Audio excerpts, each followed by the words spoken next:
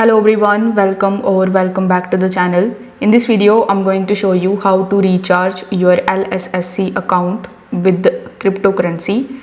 For that, first of all, you need to open your web browser, and here in the search bar, you need to search for lightsha.com. Now, once you are at LSSC's official website, you will have to just provide your login credentials like your phone number and your password, and you need to log into your account.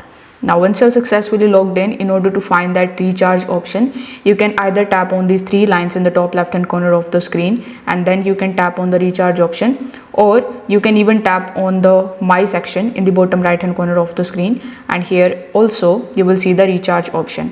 So whichever method you choose, you will be landed on this recharge page where you will see a bunch of different cryptocurrencies like USDT, USDC, Ethereum, BTC and USDT as well on the Ethereum network.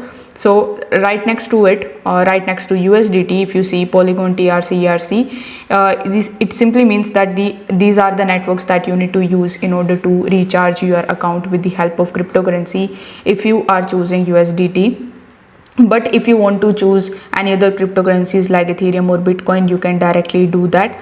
For example, let's say you want to get USDT in your account, so you need to tap on USDT. You can select any of the networks. For this video, I'm going to select ERC20. Then you need to enter the amount of Ethereum that you want to transfer or recharge your account with. Afterwards, tap on the confirm option in the bottom.